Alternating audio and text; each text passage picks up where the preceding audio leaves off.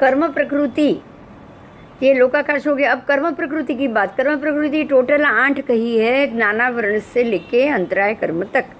तो नारकी की कर्म प्रकृति कितनी? तो नारकी को भी 8 ही है ना? हाँ, वैमानिक उसको भी 8 ही है। तो ज्ञानावरण कर्म के अविभाग परिच्छेद कितने?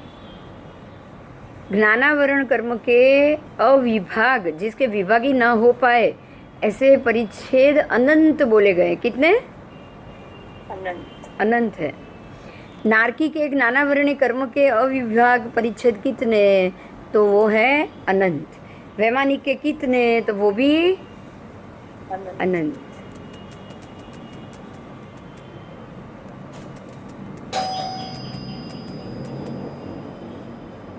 वैमानिकों के अंतराय कर्म अनंत अविभाग परिच्छेद का है। अंतराय कर्म भी कितने? अनंत। अनंत।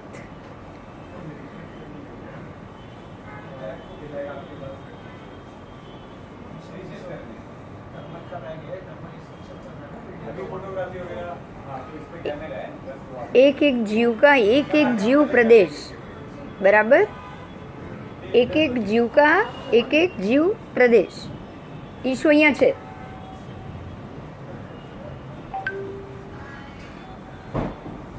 ज्ञानावरण कर्म के कितने अविभाग परिच्छेदों से परिवेष्टित है? प्रत्येक जीव का प्रत्येक एक एक जीव प्रदेश, मतलब मेरा जीव समझ लो, मेरा जीव। तो मेरे जीव प्रदेश तो 14 राजलोक प्रमाण है। हाँ, तो वो 14 राजलोक प्रमाण में ज्ञानावरणीय कर्म के कितने परिच्छेदों से परिवेष्टित है? मतलब उसमें ज्ञानावरणीय कर्म के कितना भाग ढका हुआ है, परिवेष्टित है। समझ में આવ્યું શું પૂછે છે પ્રશ્ન?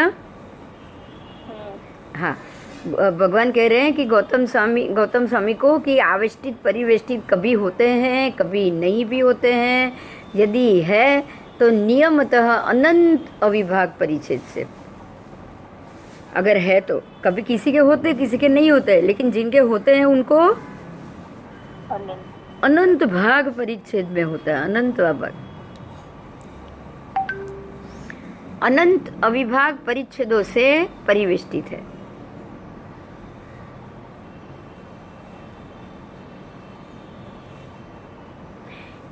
एक एक नारकी के एक एक जीव प्रदेश ज्ञानावरणीय कर्म के अनंत अविभाग परिच्छेदों से आवेष्टित और परिवेष्टित है। विभाजित ना हो सके ऐसा अनंत भाग ढका हुआ है। मतलब हमारे भी आत्म प्रदेश में अनंत भाग जितना ज्ञान का आवरण पड़ा हुआ है, बराबर? ऐसे सबको समझना है, मनुष्य में भी ऐसा ही है। ऐसे ही दर्शनावरणीय के भी अनंत विभाग तक, बराबर? वेदनीय आयु, नाम, गोत्र, ये 4 कर्मों के विषय में मनुष्य की नारकी की तरह ही मनुष्य को समझना है।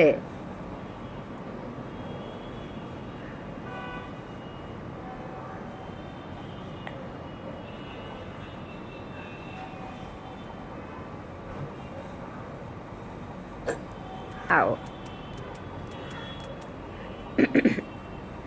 कर्मों का परस्पर नियम भजना। कर्मों का भाजन हो रहा है, नियम हो रहा है, उसका परस्पर कैसे हो रहा है वो बताया है। जिसके ज्ञानावरण है, क्या उसको दर्शनावरण भी होता है? मतलब 8 कर्म है, ये तो हम जानते हैं। तो क्या ये 8 कर्म में सबको 8 होता है? मतलब जिसको ज्ञानावरण है तो क्या उसको दर्शनावरण भी है? ऐसा पूछा गया।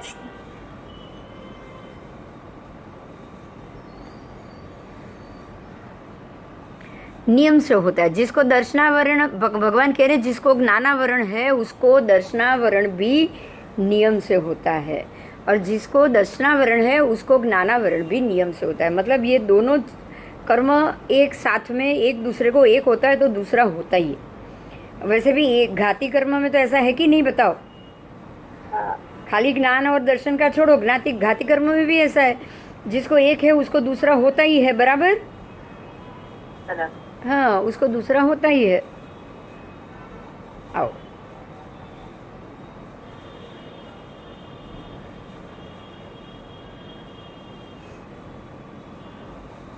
अब जिसको ज्ञानावरण है उसको क्या वेदनीय होता है? वो भी नियम से होता है। जिसको ज्ञानावरण है उसको वेदनीय भी नियम से होता है, और जिसको वेदनीय है उसको ज्ञानावरण होता है या नहीं होता है? देखो, ज्ञानावरण है उसको वेदनीय होता ही है, क्योंकि ज्ञानावरण है तब तक घाती कर्म का क्षय नहीं होगा, बराबर? बराबर। तो वेदनीय तो रहेगा ही रहेगा ना, वेदनीय ऐसे थोड़ी जाने वाला है। नहीं। घाती कर्म का क्षय ना हो और वेदनीय चला जाए, ये तो पॉसिबल नहीं है। वो तो अघाती है, घाती पहले होंगे बाद में अघाती होंगे, राइट? राइट। तो ऐसे इसको समझना है, ट्विस्टिंगली पूछा हुआ है सब। अब जिसको ज्ञानावरण होता है उसको मोहनीय होता है। चलो मुझे आप लोग जवाब दो, होता है क्या? होता है। हाँ, मोहनीय उसको नियम से होता है। कैसे होता है? नियम क्यों से। होता है? કારણ કે જાતિ કર્મ છે। हाँ, क्योंकि वही कर्म, वो कर्म घातनीय कर्म है।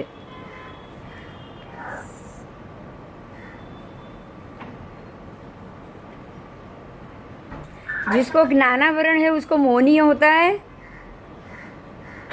हाँ। हाँ, दोनों। और मोहनीय होगा उसको ज्ञानावरण भी होगा, क्योंकि दोनों घाती कर्म है। दोनों के दोनों घाती कर्म है, इसलिए अगर किसी को एक होगा तो दूसरा भी उसको अवश्य होगा ही होगा। अब इसके बाद है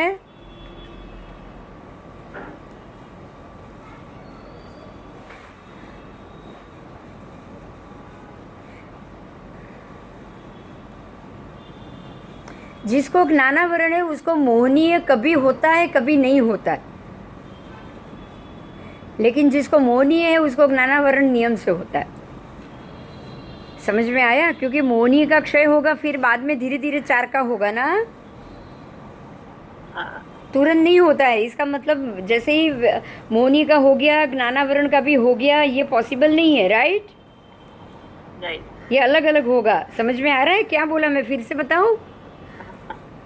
जिसको ज्ञानावरण होता है उसको मोहनीय होता है, कभी कभी नहीं भी होता, लेकिन जिसको मोहनीय है उसको ज्ञानावरण नियम से होता है। क्लियर हो गया? हाँ। हाँ करवाना है। हाँ, मोहनीय का नाश हो जाए, आपको सम्यक दर्शन आ जाए, लेकिन बाद में अभी भी ज्ञान तो लेना पड़ेगा कि नहीं? हाँ, ज्ञान तो लेना ही पड़ेगा। हाँ, तो जब तक ज्ञान आप लोगे तब तक का समय तो जाएगा ही आगे। हाँ। हाँ, तो वो जो समय जाएगा ना, वो समय में आपका ये मोहनीय निकल गया है, लेकिन ज्ञानावरण अभी भी पड़ा हुआ है। बस। ऐसे जैसे मोहनीय गया वैसे ही ज्ञानावरण भी तुरंत चला जाए, चारों तुरंत चला जाए, ये पॉसिबल नहीं है। वो भी एक के बाद एक ही जाएगा। बहुत अच्छा बताया है ना? हाँ। हम तो वही समझते थे कि एक जाएगा तो चारों साथ में चले जाएंगे, वही समझ रहे थे ना? हाँ। हाँ, एक बार सम्यक दर्शन आने के बाद 27 भव तक तो ज्ञानावरण रहता है कि नहीं? हाँ। यही पे तो हम गलती कर लेते हैं। क्षायिक समकित आने के बाद भी 2 भव 3 भव होते कि नहीं होते? होते। हाँ, तो क्षायिक समकित आ गया मतलब मोहनीय चला गया, मिथ्यात्व मोहनीय चला गया, तभी तो क्षायिक आया। हाँ। लेकिन उसके बाद भी तो 2 भव है। हाँ, तो वो 2 भव ज्ञानावरण के लिए है ना? हाँ। अंतराय के लिए है, बराबर? बहुत अच्छी बात है, बहुत अच्छे से बताया ये। हम तो यही समझते थे कि चारों अघाती साथ में चले जाते हैं, हम चारों घाती भी चले ही जाते होंगे। चलो, તો અગાથી સાથે જાય કે એ બી ચારેય અઘાતી સાથે જ જાય, કારણ કે જેવું તમે આયુષ્ય કર્મ તમારું પૂરું થવા આવે ને એને બરોબર તમે પહેલાં કરો છો ને, તમે ખાસ સમુદ્ઘાત કરો છો. પહેલાંમાં તો કેવલી સમુદ્ઘાત કરો છો એટલે ચાર સાથે જાય છે. આમાં તો તમે એવું કરતા નથી. હા, આમાં એવું કરતા નથી એટલે આમાં ચારે સાથે જવાનો સંભવ નથી. बराबर। बराबर।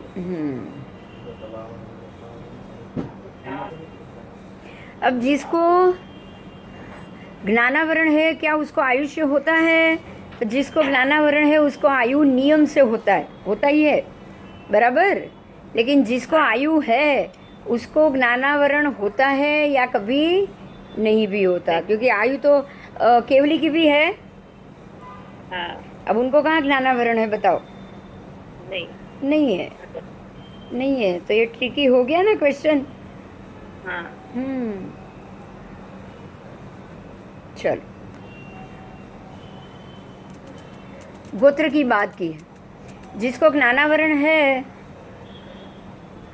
गोत्र कर्म के साथ ज्ञानावरण कर्म की बात।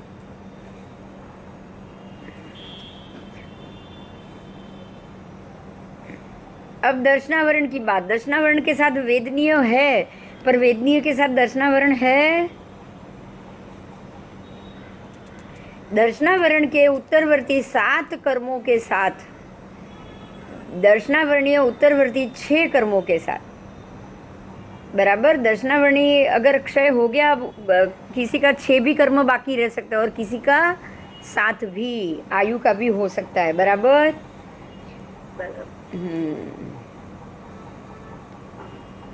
आगे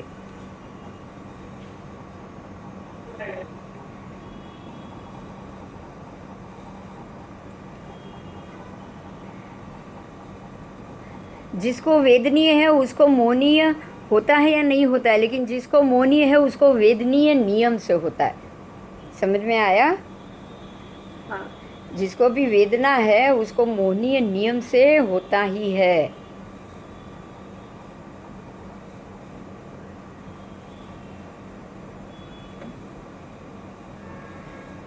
आओ,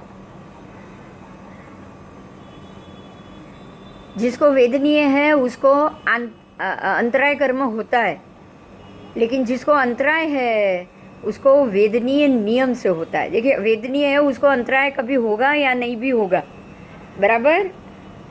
लेकिन जिसको मोहनीय होगा, अंतराय होगा, उसको वेदनीय अवश्य होगा। समझ में आ रहा है ना ये क्या हो रहा है? आठों कर्म का परस्पर संबंध बताया जा रहा है। मोहनीय है उसको आयु नियम से होता है, लेकिन जिसको आयु है उसको मोहनीय किसी को होता है, किसी को नहीं होता है। जैसे कि केवली भगवत, आयु तो है अभी पर मोहनीय चला गया है, बराबर। आयु है उसको अंतराय, किसी को होता है किसी को नहीं होता है, लेकिन जिसको अंतराय है उसको आयु नियम से है। जिसका नाम है उसके गोत्र, दोनों परस्पर नियम से होते हैं। नाम और गोत्र कभी भी दोनों जाएगा तो साथ में ही जाएगा, अकेला कभी नहीं जाएगा। देखो, ये नई बात मिली ना। हाँ। नाम और गोत्र दोनों साथ में जाएंगे, कि ऐसा नहीं कि नाम चला गया गोत्र बाकी।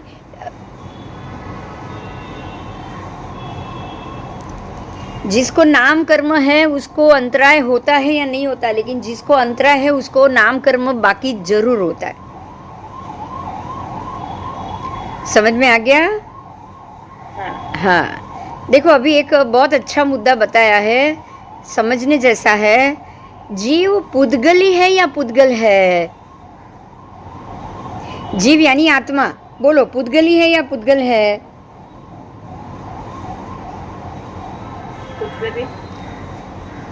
पुद्गल तो नहीं है, राइट? नहीं। भगवान कह रहे दोनों है, पुद्गल भी है और पुद्गली भी। भगवान कह रहे हैं दोनों है, वो पुद्गल भी है और पुद्गली भी है। जीव द्रव्य तो है ना, रूपी नहीं है, बताओ। जो आत्म द्रव्य तो है कि नहीं? द्रव्य है। मतलब कि जिसकी 7 हाथ की काया है ऊपर, जो 7 हाथ की काया में जो केवली बने हैं, उनकी 1.5 हाथ की तो वहाँ ऊपर है कि नहीं है। मतलब क्या हो गया? सीधी बात है कि द्रव्य तो है ना उधर 1.5 हाथ का। 500 धनुष काया वाले का 350 हाथ धनुष पर है कि नहीं? वो है। तो पुद्गल तो हो ही गया ना, वो पुद्गल तो हो ही गया ना, हाँ। इसीलिए वो पुद्गल भी है और पुद्गली भी है। अब छत्र पकड़ने वाला छत्री कहा जाएगा, हाँ। फिर दंड पकड़ने वाला दंडी कहा जाएगा। क्या कहा जाएगा? दंडी। उसके बाद घट के साथ घटी आएगी, बराबर। हाँ। पट के साथ पट्टी आएगी, ऐसे कर के साथ करी आएगा। तो इस प्रकार से जीव भी श्रोतेंद्रिय, चक्षु इंद्रिय, घ्राणेन्द्रिय, जिह्वेंद्रिय और स्पर्शेंद्रिय, 5 इंद्रिय उसके पास है, तो उसको पंचेंद्रिय बोलते हो कि नहीं आप? हाँ। तो जो जिसका धारक है उसका वो नाम हो जाएगा। अगर एक इंद्रिय है, एक ही शरीर धारक है, तो उसका एक इंद्रिय नाम पड़ गया। हाँ। अगर 2 शरीर धारक है, 2 इंद्रिय, शरीर और स्वाद, तो वो 2 इंद्रिय हो गया। हाँ, तो ऐसे ही जीव पुद्गली कब बनेगा? पुद्गल धारण करेगा तो ही ना। हाँ। तो वो पुद्गल भी है और पुद्गली भी।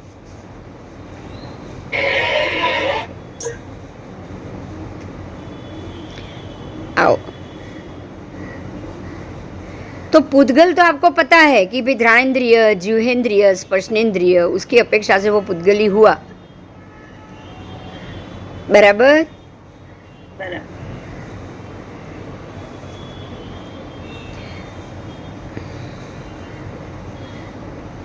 नारकी के जीव क्या पुद्गली है या पुद्गल है?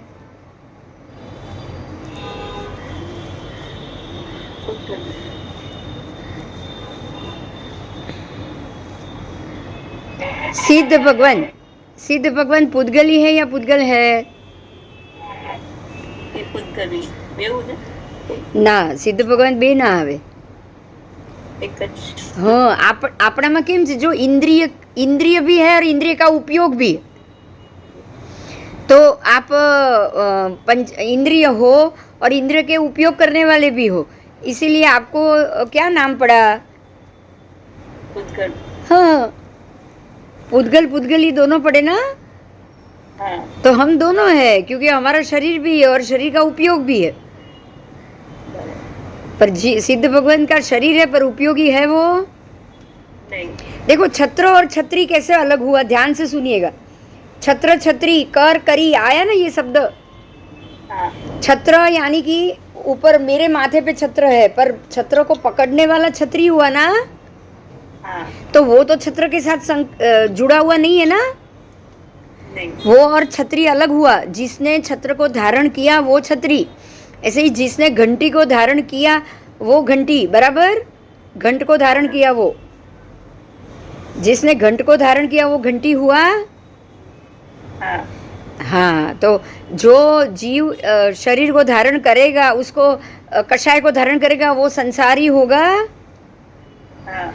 कषाई होगा, हम कषाई बोलते हैं ना, कषाय कषाई। हाँ। तो कषाय अलग वस्तु है, कषाई अलग वस्तु हो गई। कषाय को धारण करने वाला कषाई मतलब, तो पुद्गल पुद्गली, पुद्गल को धारण करने वाला पुद्गली। क्या सिद्ध भगवान ने पुद्गल को धारण किया हुआ है?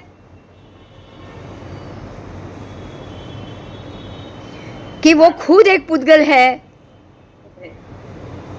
खुद एक पुद्गल है। हाँ, खुद एक पुद्गल, तो वो पुद्गल ही होंगे, लेकिन पुद्गल नहीं होगा। क्लियर हुआ? हाँ। सिद्ध भगवान पुद्गल ही है, क्योंकि पर आत्मा द्रव्य धारण करके बैठे नहीं है। वो हमारी तरह इंद्रिय धारण करके नहीं बैठे, हमारी तरह का शरीर धारण करके नहीं बैठे। पुद्गल को धारण करके, हम लोग शरीर यानी कि हम लोग पुद्गल को धारण करके बैठे, हम इंद्रिय को धारण करके बैठे, राइट? हाँ, इसीलिए पुद्गली। पर सिद्ध भगवान उन्होंने पुद्गली को धारण नहीं किया, इसलिए वो सिर्फ पुद्गल है, बराबर। तो सिद्ध पुद्गली नहीं है, मगर वो पुद्गल है। और जीव जीव पुद्गली है, पुद्गल भी है और पुद्गली भी है, बराबर। क्लियर हो गया?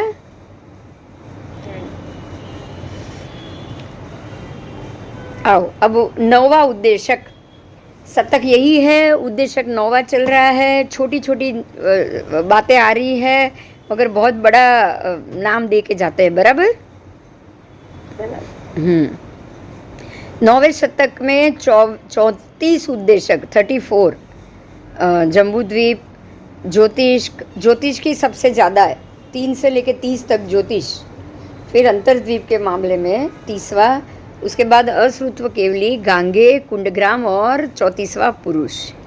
आओ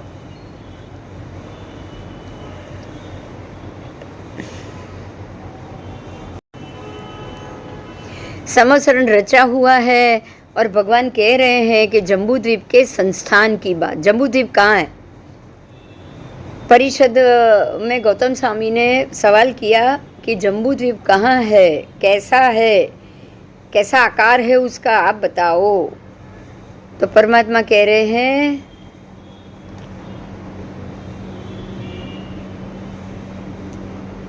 संपूर्ण 2.5 द्वीप में अति मध्य भाग में जम्बूद्वीप गोल संस्थान से है, बराबर गोल, बराबर वर्तुलाकार। कैसे? वर्तुलाकार स्थित है।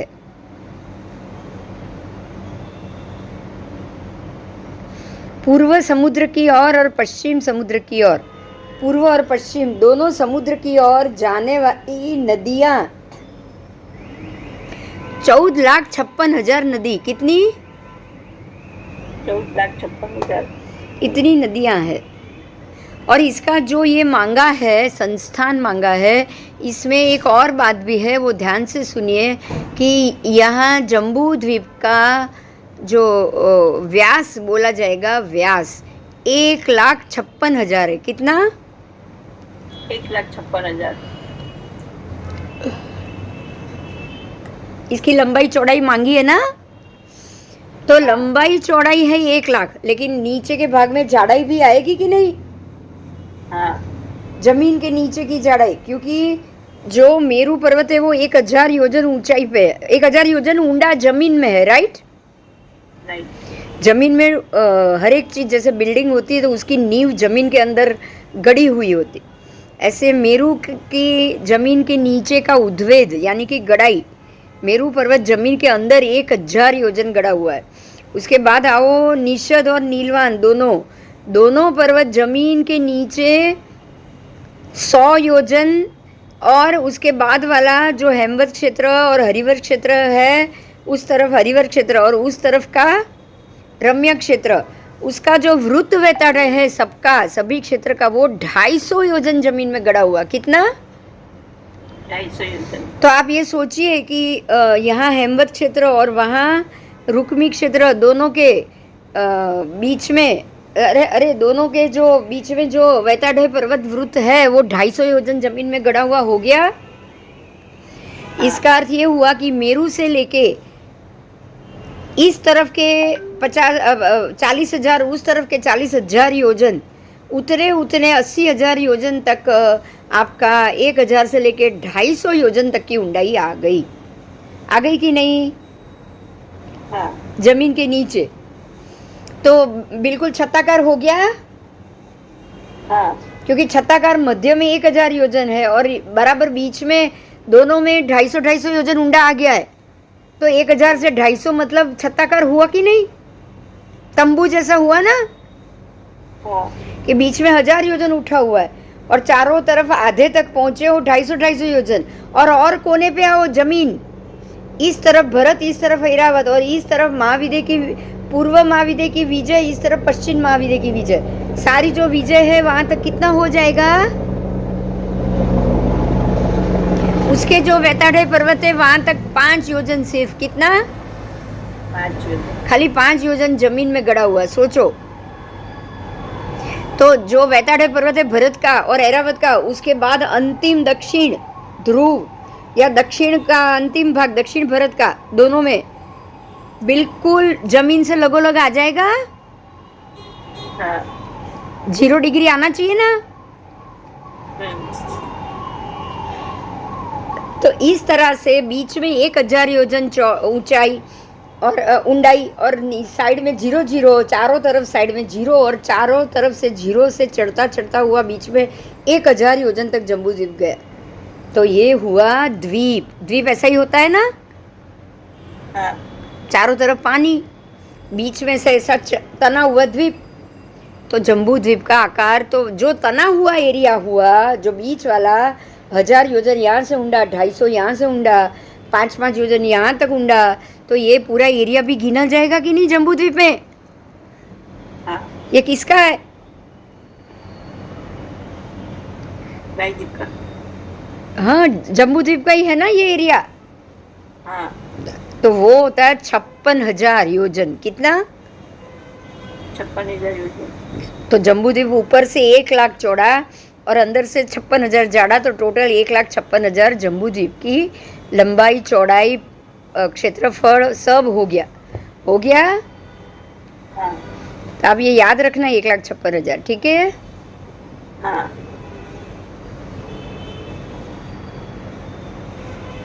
इसको बोला जाता है जम्बू द्वीप का व्यास।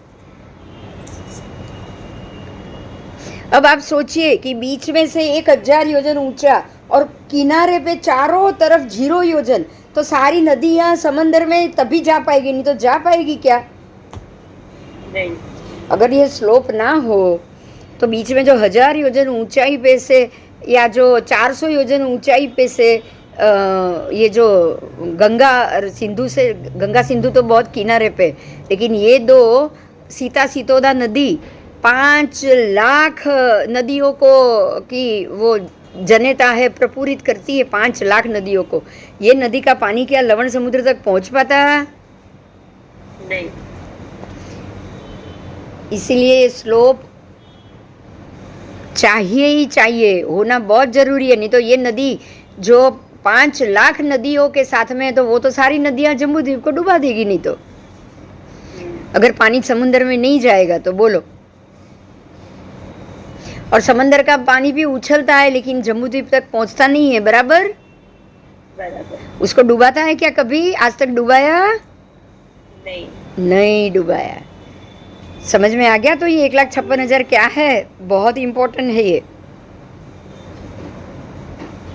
चलो, हाँ જંબુદ્વીપનો વ્યાસ અને પૂતગલ આ બે વસ્તુની કોઈને જાણકારી જ નથી બરાબર કે જંબુદ્વીપ આટલો ઊંચાઈમાં છે, ઊંડો છે, 1000 યોજન. બધાને મેરુને એ લોકો તો ફ્લેટ જ સમજે છે, નીચે કશાની એક પણ પર્વતની ઊંડાઈ ક્યાં છે તો કે ખાડો થઈને નીચે છે, બોલો.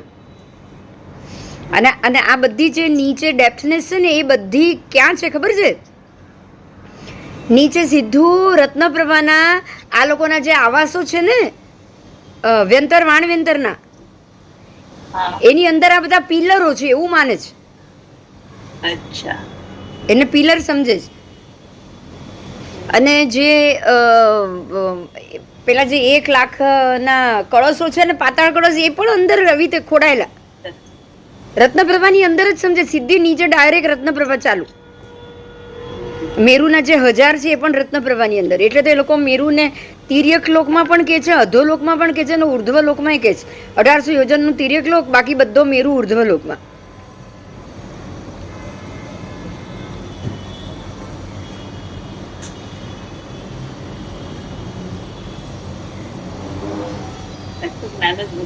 હા, વિચારીએ તો બહુ નવાઈ લાગે.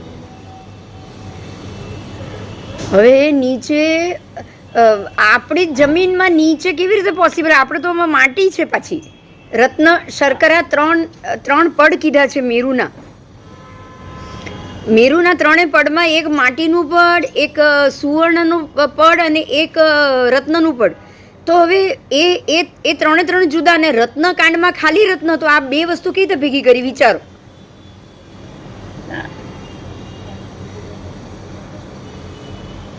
અને પહેલી તો વસ્તુ શું છે ખબર છે? સૌથી મહત્વનું એ છે કે 6 નારકીની ઉપર તમારે ઘનોદધિ, ઘનવાત, તનવાત બધું જ, પણ 7મી નારકીની ઉપર બિલકુલ જ નહીં. તો નારકી રહેશે કેવી રીતે? સ્વધર્મ દેવલોકના બધા દેવલોકો પણ ઘનોદધિ, ઘનવાત, તનવાત વગર નથી. સમજાય?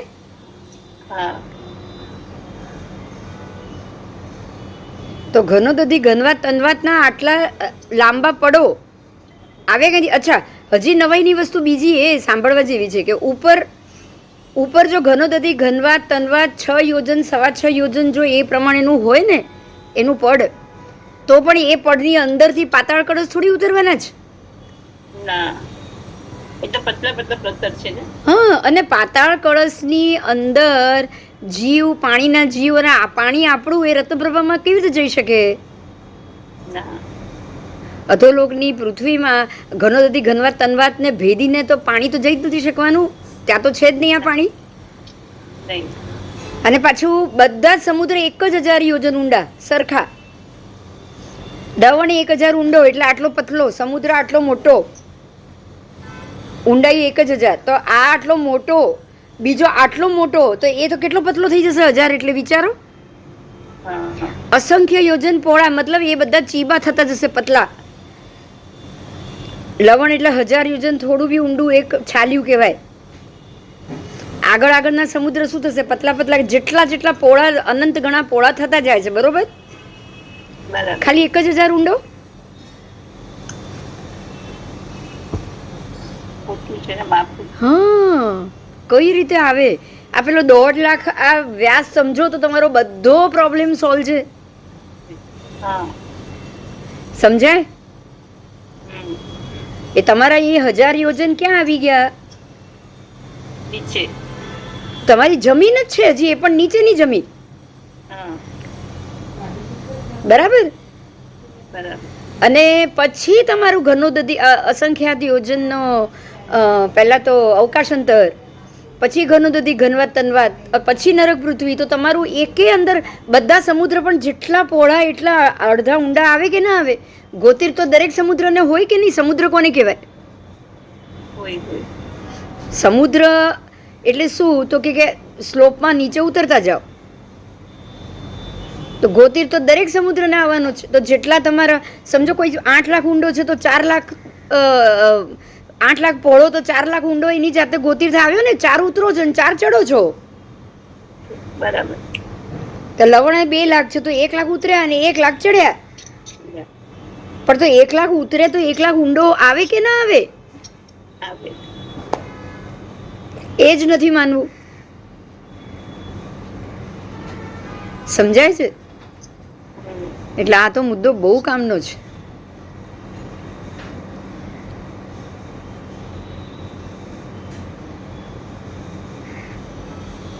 चल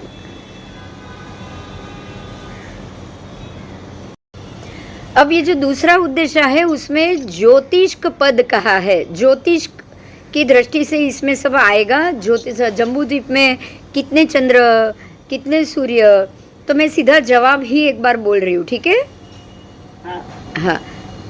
पुष्कर वर में कितने सूर्य, कितने चंद्र?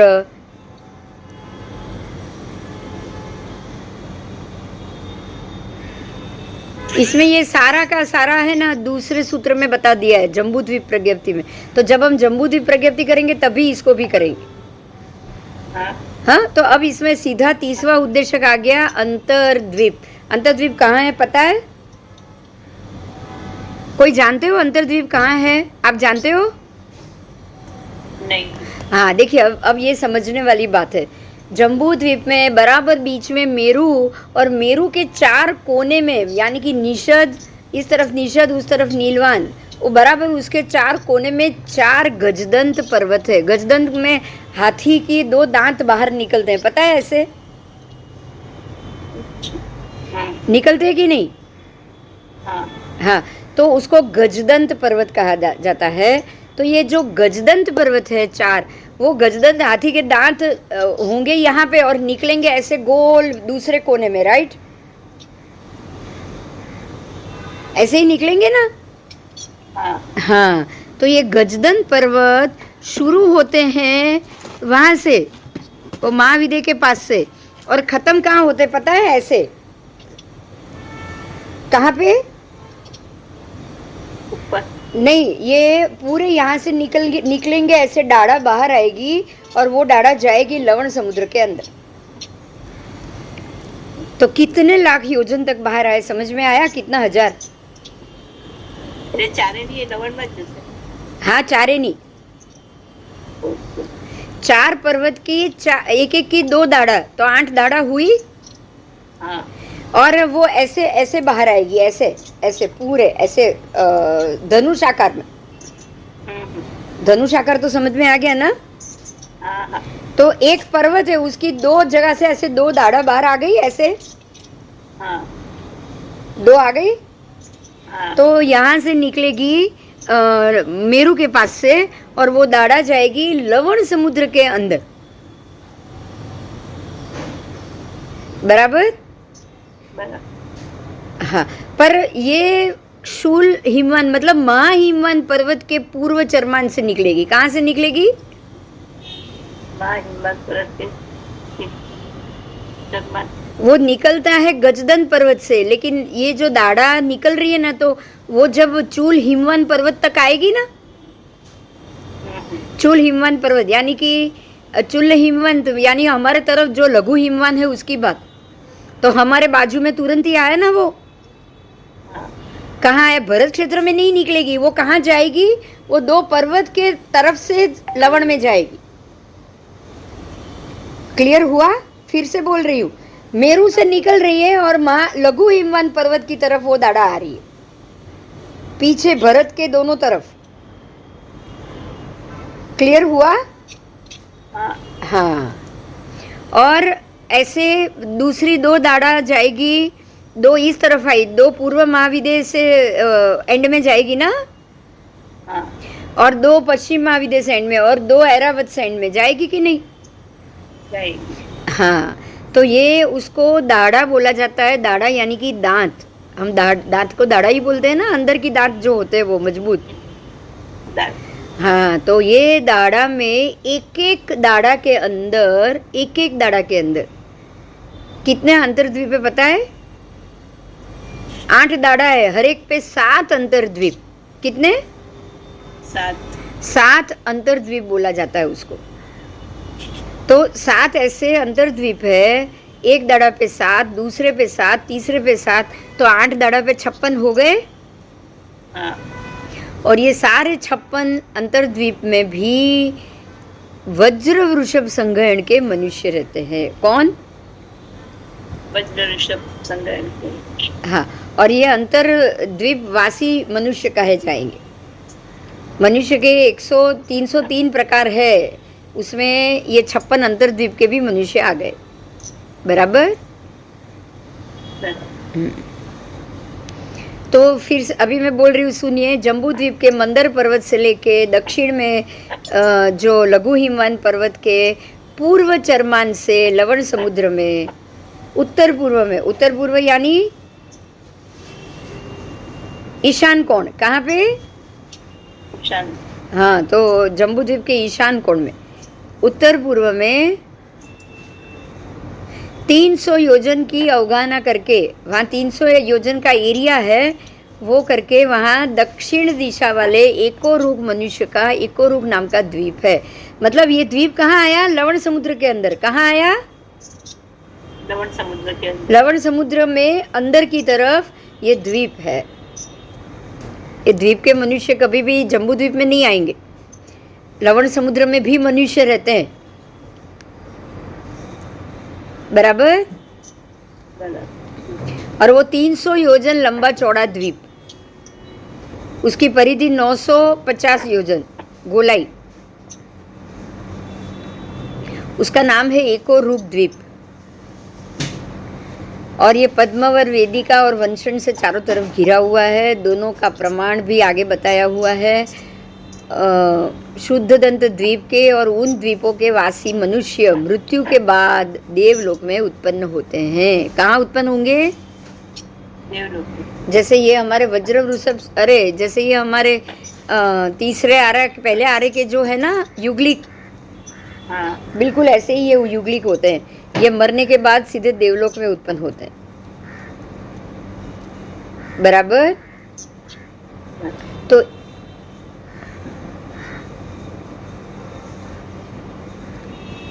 आओ, तो टोटल 7 द्वीप एक दाढ़ा पे, एक दाढ़ा पे ऐसे 7 द्वीप आएगा. जो लवड़ में उतरेगा उधर।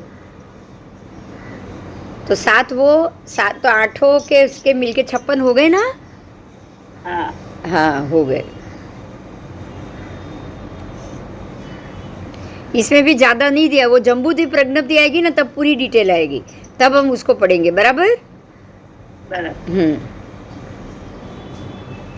और अभी 31वां उद्देश्य है अश्रुत्वा पद उपलब्धि। अश्रुत्व ये भी एक उपलब्धि है। तो भगवान को ये प्रश्न किया गया कि तत्पाक्षिक की उपासना किए बना उपासिका से सुने बिना केवली क्या हम भगवान की या केवली भगवान की वाणी सुने बिना ज्ञान प्राप्त कर सकते हो। तो परमात्मा कह रहे हैं कि जिसके ज्ञानावरण कर्म का क्षयक्षम होता है वो पुरुष केवली की उपासिका सुने बिना भी केवली प्रज्ञप्त धर्म को प्राप्त, मतलब वो केवल ज्ञानी हो सकता है। आप केवली भगवान की बातें ना सुनो तब भी आपको केवल ज्ञान हो सकता है। समझ में आया? हाँ क्योंकि जैसे बहुत सारे श्रावकों को हुआ है कि नहीं? हुआ। वो तो आदेश्वर भगवान थे और हुआ, बाकी कहीं भगवान नहीं हो और किसी को केवल ज्ञान होगा तो वो स्वयं बुद्ध भी होगा ना। हाँ तो स्वयं बुद्ध हो सकता है, तो जरूरी नहीं केवली भगवान की वाणी सुनो ही सुनो। पूर्व जन्म में सुनी हो सकती है, ये जन्म में नहीं सुनी है। बराबर। तो केवली की उपासिका किए बगैर केवल ज्ञान प्राप्त होगा, केवल बोध प्राप्त होगा, केवल दर्शन भी प्राप्त होगा। बराबर।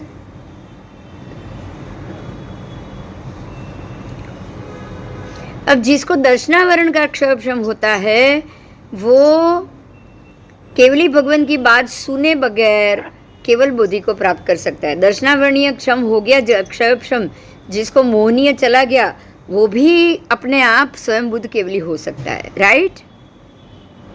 क्योंकि जिसको दर्शनावरण हो गया उसको तो पता ही है ना क्या सच है, उसकी श्रद्धा अड़ग हो जाएगी। राइट? हाँ आओ।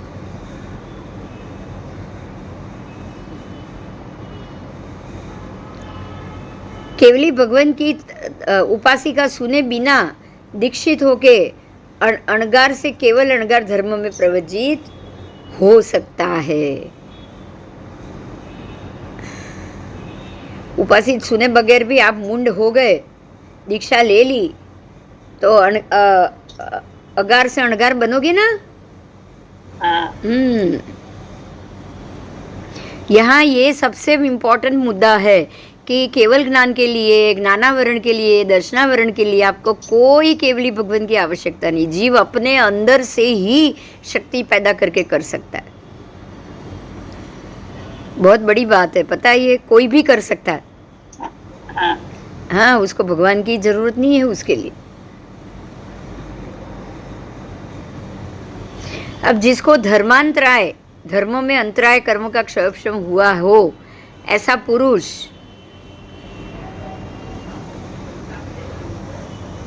केवल अणगार धर्म में प्रवजित हो सकता है। वो केवल अणगार का धर्म लेकर उसमें दीक्षा ले सकता है। बराबर। आओ।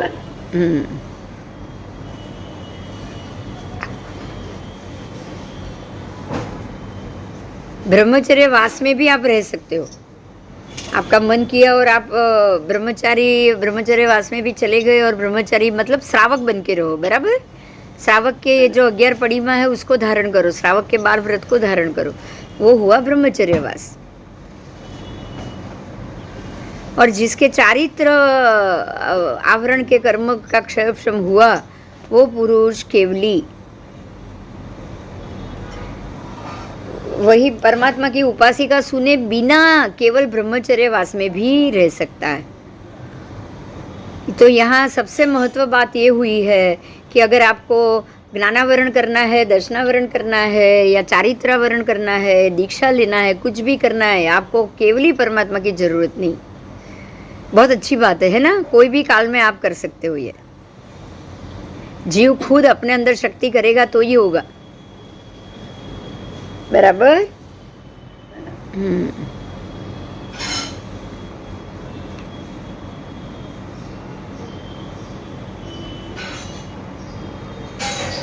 બેટા યુનિક કેવી રીતે ફોડીએ ભેગું કરે? યુગલિક પાપ કરતા નથી ને એટલે પાપ કરતા જ નથી. કોઈને મારવાનું નહીં, કશું કરવાનું નહીં, કંઈ રસોઈ બનાવવાની નહીં. ખાલી એક ચણાની દાળ જેટલું ફળ ખાઈ લીધું, એ પણ પહેલા ચણાની દાળ જેટલું, બીજા આરાના યુગલિક ચણી બોર જેટલું, અને ત્રીજા આરાના યુગલિક દ્રાક્ષ જેટલું. એટલે કેટલું થયું વિચાર. એટલું અનાજ ખાઈ લો છો તમે, બાકી કશું કોઈનું નહીં, ખેતી કરવાની નહીં, કાંઈ કરવાનું નહીં, કશું જ નહીં. તો એકે દોષ ચડે? હા, પણ પ્રતિક્રમણ તો ખબર નથી, પ્રતિક્રમણ કરતા નથી, પુણ્ય માત્ર ભેગું થાય છે, કર્મક્ષયની કંઈ સમજ જ નથી. હા, એટલે મોક્ષ નથી થતો. બાકી મોક્ષ ઇઝી થઈ જાય ને, મોક્ષ ઇઝી થઈ જાય, પણ ત્યાં સમજાવવા વાળું છે કોઈ? કોઈ નથી. એટલે આ બધા જે આવરણો ન હટવા, રાગ દ્વેષની પરિણતિ, કશું હટે જ નહીં એ લોકોનું, કાંઈ જ. बराबर? अब ये इसमें सबसे इम्पोर्टेंट मुद्दा ये है कि कोई पुरुष सुने बिना खाली संयम से संयमित हो सकता है कि नहीं हो सकता. तो जिसका यतना वर्णीय कर्म का क्षय हुआ है, वो पुरुष केवली की उपासिका से सुने बिना केवल संयम से संयमित हो सकता है. और जिसके यतना वर्णीय कर्म का क्षय नहीं हुआ, वो पुरुष केवली से लेकर तत्पाक्षिक की उपासिका को सुने बिना केवल संयम से संयमित नहीं हो सकता. बराबर? सुने बिना केवल संयम से संयमित कोई हो सकता है? कोई नहीं हो सकता. कुछ भी सुनो नहीं और संयम आ जाए, ये तो पॉसिबल नहीं है ना. पर पॉसिबल हो भी सकता है. पूर्व जन्म में तो सुना होगा, मति और श्रुत में तो पढ़ा ही होगा. हाँ, इसलिए तभी आपका समय पूरा होगा, नहीं तो कहाँ से होगा बोलो.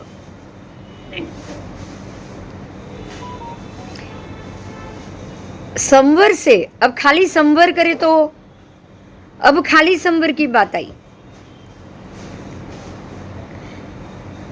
तो जिसको अध्यवसाना वर्णीय कर्म, अध्यवसान बहुत आता है, जिसको डिप्रेशन कहो, जो मन में ना और मन में पाप के मामले में सोचते रहो, तो वो उसको अध्यवसाय बोलते हैं ना, मन के. हाँ, तो ऐसे अध्यवसाय करने का, मानसिक पाप करने के भी जो व्यक्ति है, तो उसके कर्म का, ऐसे कर्म का क्षयक्षम होता है जब भी, तो वो तो बिल्कुल केवल ज्ञानी के बगैर या किसी ज्ञानी के बगैर भी अपने आप को संवर करना शुरू कर देगा. बराबर? अगर मेरे अध्यवसाय शुभ हो गए तो मैं अपने आप नए कर्म बांधना बंद कर दूंगी. मेरा अध्यवसाय शुभ होने चाहिए बस.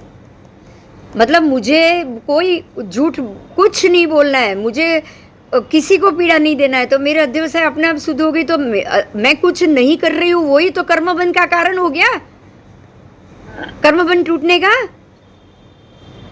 आप कुछ नहीं कर रहे हो मतलब आप संवर कर रहे हो.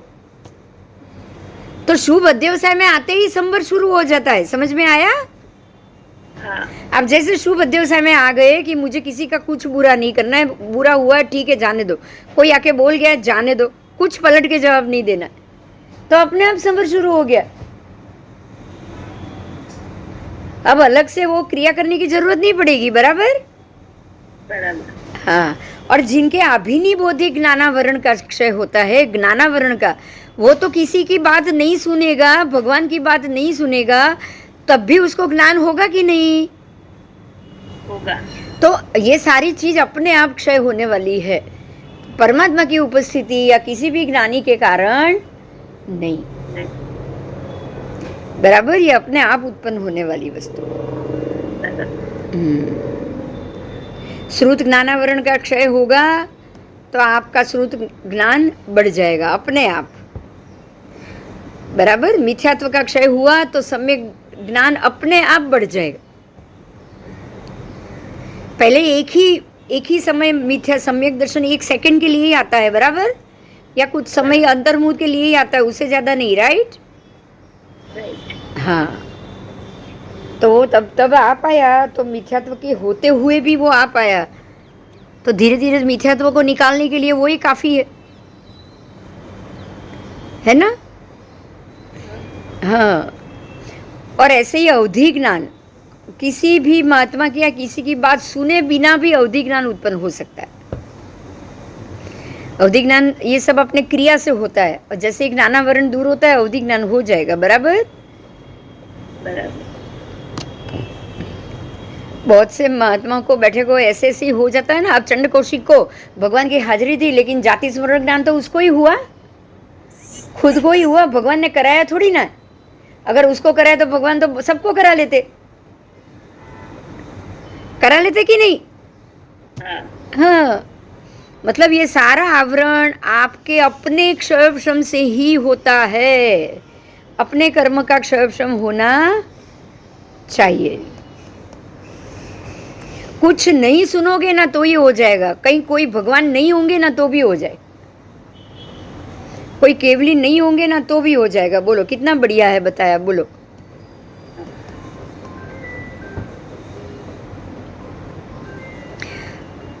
अब यहाँ देखिए, ये और लास्ट एकदम अंतिम बात जो बहुत इंपॉर्टेंट, अभी आपने अवधि ज्ञान के लिए सोचा तो मनोप्रयोग ज्ञान तो अपने आप हो जाएगा। हाँ, उसके लिए भी वो तो अंदर की लब्धि, आत्मा की लब्धि है। पर जो कोई पुरुष सुने बिना केवली प्रज्ञप्त धर्म को भी प्राप्त करेगा, मतलब वो केवल ज्ञानी भी बन सकता है, उत्पन्न कर सकता है, बराबर बराबर।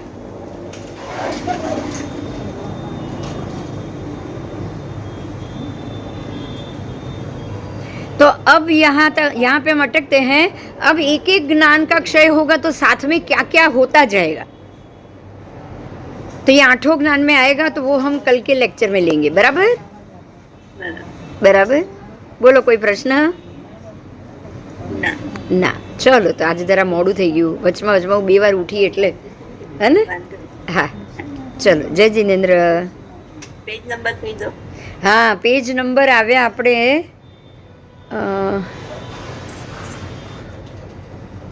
340। હા, જય જીનેન્દ્ર। હાજી, જય જીનેન્દ્ર।